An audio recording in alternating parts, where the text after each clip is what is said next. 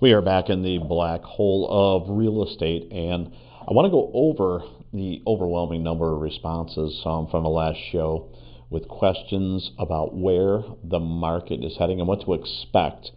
So we're going to go deep on that today. This is your host, Ron Weiss-Sakarski, and let's just kick on off. We are getting into a time that is a little less known and familiar to what we've seen the past few years, and it's certainly been quieter for a lot of this year. Tremendous amount of uncertainty. Let's face it, with the higher interest rates than we got used to, and the inflation that really hung tough for a long time, and everything from natural disasters and hurricanes to presidential elections. It's been quite a year, and now we're really on the edge of something that will likely change what we've experienced the last 6 or 12 months. So here's how I want to break it down. For anybody that was waiting to find out who won the election, well, we're right there. So that'll be in the rearview mirror, and really nobody can tell me that who gets elected is going to direct the market. We've talked about how the market almost every time in recent history has gone up, regardless of who got elected, in the presidential election year. So I think that's off the table. But let's go deeper on these leading indicators. There's going to be a Fed meeting, right after the presidential election. Chances are, 50-50, rates go down. There's one more in December. My guess is at least once between now and the end of the year, you get a quarter of a point reduction at the federal funds rate, and that should trickle down to interest rates and soften them up just a little bit, make them a little lower by the end of the year. Now, there's pent-up demand for people that are just been unwilling to go on the market and sell their home because they've had a 3% or a 4% interest rate on their mortgage. But as we get below 6, which I think is a real possibility, whether it's now or in the near future, the gap is closing. And now are you going to let $50 or $100 a month get in the way of the home that you really want to live in? I think some people spend more of that on coffee and donuts during the month and drive-up windows. So I think it's a real possibility that as the rates come down, activity will increase and more people will choose to sell their existing home in order to move on to the next one. There is a group of people that are wealth building right now, and it's a super sound strategy. They may keep their primary residence, turn it into a rental property, and then buy the property that they want to live in for the next segment of their life. So all these things make sense. So lower interest rates, elections out of the way, certainly would make me believe that activity will increase in the market. And as the activity increases in the market, thereby to me the sales will also start to pick up. Inflation, it's been a doozy for a long time, and because we've seen the Fed drop interest rates, not too long ago by 0.5%, it suggests to me that they feel that they've got a handle on inflation and can continue to lower those interest rates, to stimulate things within the economy. I think there'll be pressure from whichever person wins this election. They're going to want to institute, their economic agenda. In most cases, they want to have a growth agenda. So cheaper money is certainly one thing that may very well help spur growth. The other thing that is really big, and we can spend some time on this, it's the end of the year. And the big investors, they need to make some decisions. If they believe that there's a tax strategy that's available this year that would benefit them more than waiting to close a deal next year, you could see some properties coming on the market. And I believe that what you might find is that there could be some properties coming on the market positioned to sell, maybe cash or quick closing, and close before December 31st to lock in either some profits or, perhaps someone's going to sell at a slight loss because there's a tax advantage that it might work out tax-wise to neutralize a gain, but also to put more cash in their pocket at the end of the year. Some dry powder, as they like to say. And if you start to think about how you unpack this, if you had a really big win someplace this year and you knew you were going to pay a boatload of tax on it. Would it make sense to sell a property where there's a loss involved to wash out the tax due and also put some cash in your pocket to go make a different investment that might have a better return than if you just kept the one that you have? So most people have a financial advisor, or they're super slick with this and just know the numbers and know the math and know the tax laws. But for the rest of us, let's just suffice it to say that there's someone who's going to sell a property at a price that may not make sense as far as the real estate market is concerned, but it might make a lot of sense in their bank account. So, let that piece sink in a little bit. Someone's going to sell something at a price that may not make sense. And that means there's a deal out there for somebody to go in and jump on that. Now, if you're the unfortunate next door neighbor for somebody who sells, let's say, a little below market, that may lower your benchmark pricing on your house for just a little bit. But understanding how these markets are working, if there's only 2 or 3 homes available in a neighborhood and one sells a little cheaper, it doesn't necessarily mean your prices are going to drop. It just means that you have to have a good story. You, your agent, your broker, whoever's involved, hey, that was a distress sale.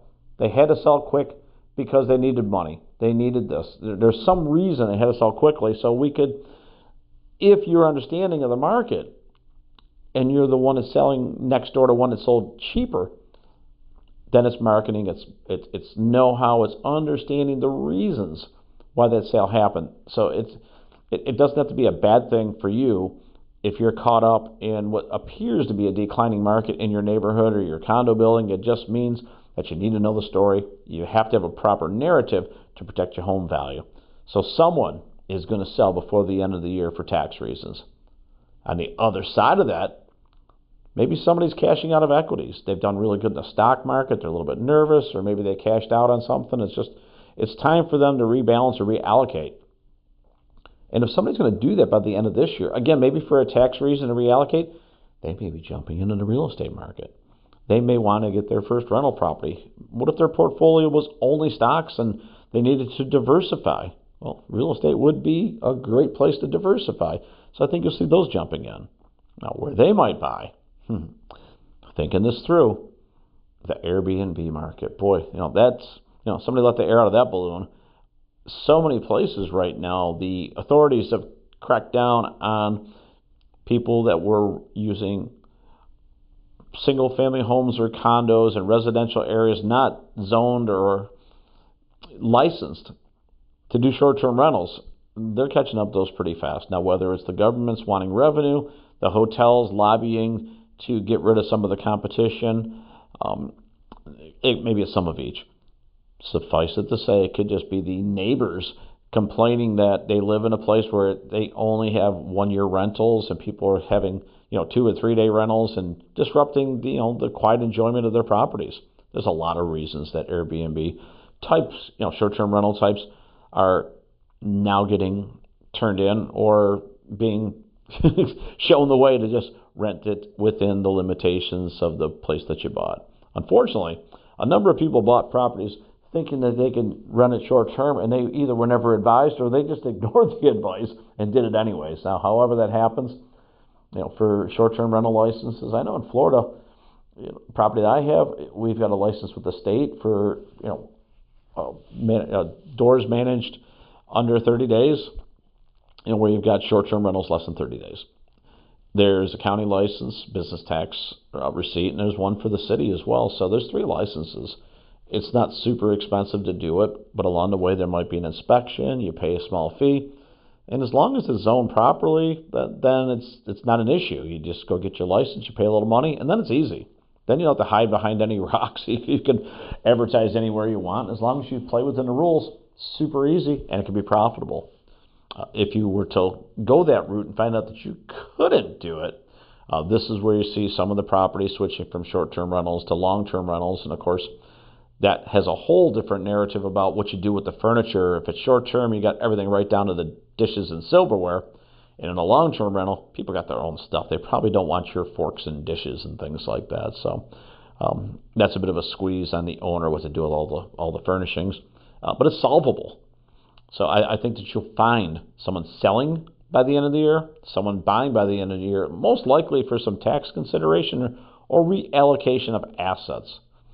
Now it's the holidays, and maybe there's some engagement rings out there, so there could be some people getting married, looking to move in together, and maybe they need a house. There could be having two houses, move into one, sell the other. It could be two rentals that go back on the market because they're buying a house. There's all these combinations of people getting together for the holidays.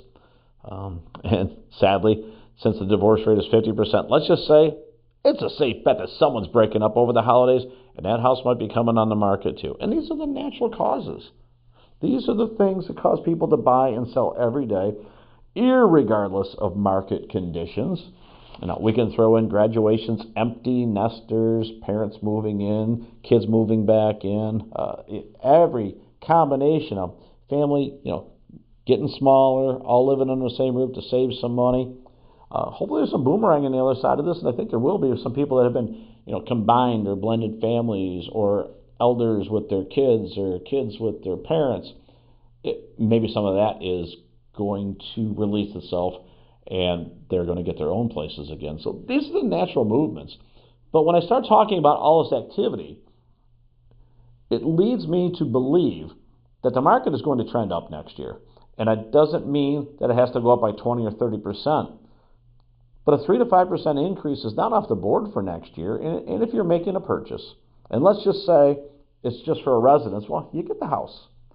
And the rates are not as bad as they were. And there's so many companies now that have a free refinance if you use the same company, up to 5 years, and they waive the lender fees. It's a pretty good deal. So if rates do go down, and I think that they will, you've got some protection to get down to the lower rate. And the other thing I believe is that for the investment side of things is, there's a lot of people that are realizing every year a few more people get in the rental game. They can build wealth. They can have some monthly cash flow. There's some depreciation on the property they can use against their taxes to pay less tax, and they should get some upward lift on the property. I can keep stacking and racking these things, but the questions I had were, what's going on with the market? I think all arrows are up. Every leading indicator I'm looking at is pent-up demand, people waiting to move, waiting for interest rates to go down, waiting for inflation to stop, waiting for the president, or maybe just waiting for the first of the year. Well, guess what? That's coming up too. I hope you guys enjoyed this one. I am ready for a change in the market, and I think we're on the verge of something really good. I don't know what they say. Beat the Christmas rush. Buy your house today. All right, this is Ron Weiss-Sikarski from the Black Hole of Real Estate.